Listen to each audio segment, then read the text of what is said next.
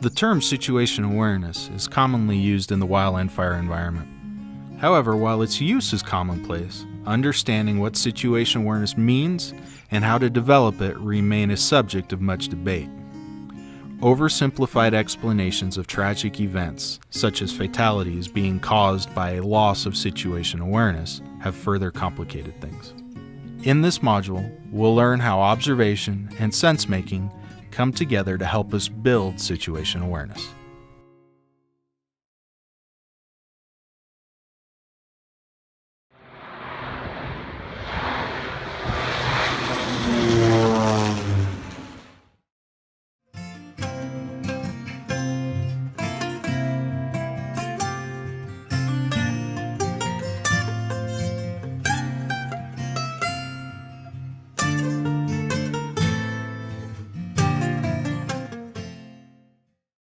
When we look at the various definitions of situational awareness, they have certain elements in common.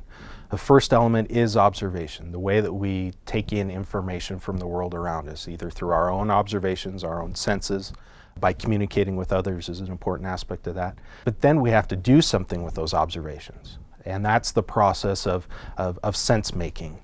The idea of sense making is putting those observations, recognizing the unique context and trying to figure out what they mean for you and anticipating what they'll mean for your near future, and using that information to inform your decisions and your actions. Those perceptions, both your own and those around you, are important to that sense making piece. Decisions and actions are often very similar, and they're impacted by more than just our observations and our sense making, but they are the ultimate expression of what we're trying to accomplish here.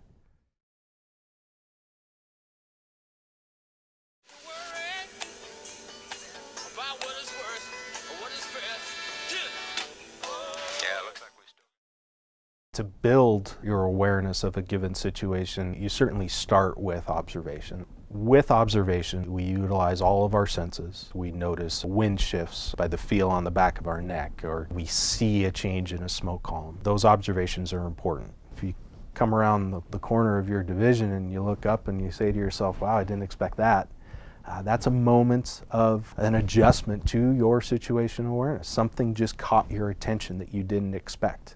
If the change that takes place, say a wind shift, change in direction of a flaming front, takes place behind a ridgeline where you can't see it, your observations are limited. You're not in a great place to observe that change, which is why we utilize the concept of lookouts, so that we can communicate with that individual that's in a different perspective, in a different place, and gather that information through communication with that individual. When you begin to actively observe your environment, it's like turning on a flashlight with a broad beam. You're taking in a lot of information, but none of it's in real fine detail.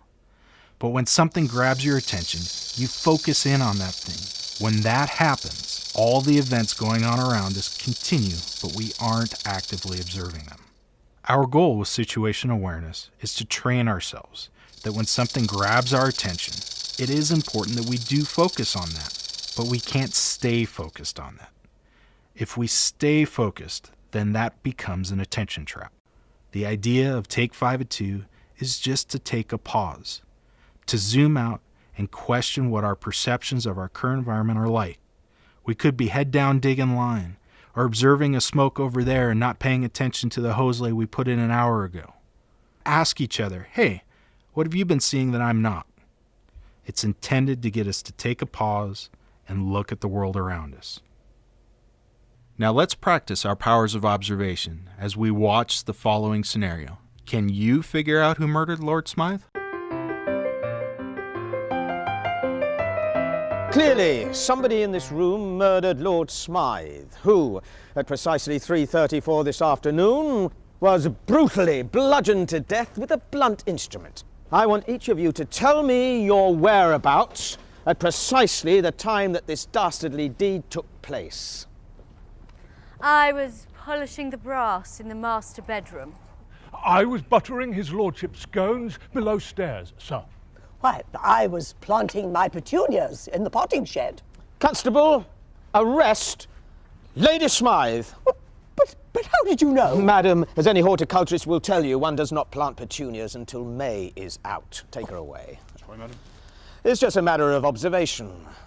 The real question is, how observant were you?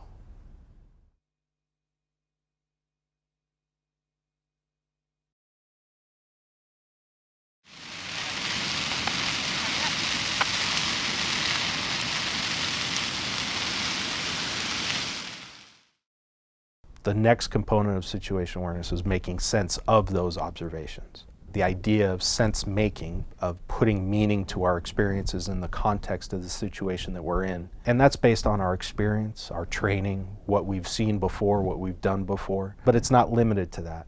Looking for how our current situation is different than our previous experiences is incredibly important. Our own experience, while it informs our decision, can also be an attention trap in and of itself. As we observe our surroundings and as we make sense of them, we form perceptions. That perception of our environment is unique and it's subjective. Somebody standing right next to you looking at seemingly the same things could come up with a very different perception of situation awareness. Now let's see how looking at a situation from a different perspective might help you understand that situation a little bit better. Action. Clearly, somebody in this room murdered Lord Smythe, who, at precisely 3:34 this afternoon, was brutally bludgeoned to death with a blunt instrument. I want each of you to tell me your whereabouts at precisely the time that this dastardly deed took place. I was polishing the brass in the master bedroom. I was buttering his lordship's scones below stairs, sir. Well, I was planting my petunias in the potting shed. Constable, arrest Lady Smythe. Changing your perspective, or talking to someone with a different perspective, is a powerful tool to help you make sense of a situation.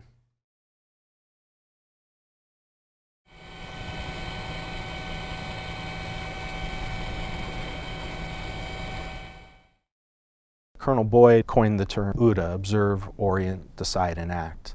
And really it was his method of describing situation awareness. But we have to understand that the OODA loop was designed, Boyd's concept was all about one pilot in a cockpit of a fighter aircraft pitting himself against another single pilot in an enemy aircraft. And for him, observe, orient, decide, and act, observe the connection to observation and situation awareness. Orientation is how he described sense making, decision and action. For Boyd, it was all about who could move through the OODA loop the fastest. And if you were faster than your opponent, you lived and they didn't. For us, we have to recognize that situation awareness and going through the OODA loop is different. It's not individual, and we aren't pitting ourselves against a conscious thinking enemy like Boyd was.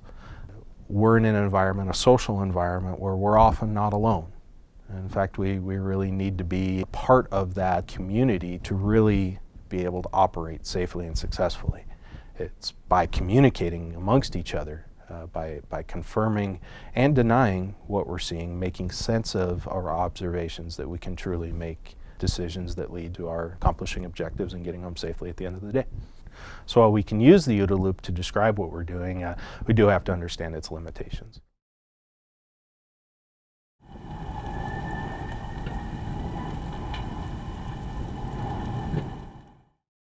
Using loss of situation awareness was a common way of explaining a really complex event, kind of in the old view of looking at safety and accidents. What we understand today is that simplifications like loss of situation awareness or human error really don't get to what that person that was operating in a complex environment saw and understood of what was going on around them and how they made decisions in the moment. Loss of situation awareness is really dependent upon hindsight, a hindsight bias where you know information, you know outcome, that the person in that operation, in that moment, could never have known. If they knew that things were going to go bad, that someone was going to get hurt or killed, and they knew what information would be important, like you do in hindsight, they would have made different decisions and performed different actions. Everyone plays a part in this. Even when your job is to be head down digging fire line, you also need to remember to pick your head up. Observe what is going on around you, and when you notice a change, speak up about it. By coming together and critically thinking about our observations and collectively making sense of them, we can better understand our situation, anticipate what might happen, mentally simulate options, and carry out those most likely to lead to safe mission accomplishment. How can you and your crew better observe your environment? How can you participate in the sense-making process? How can you be ready to adapt your plan? Remember the next time you walk onto the fire line that your situational awareness will never be perfect, but it can always be better.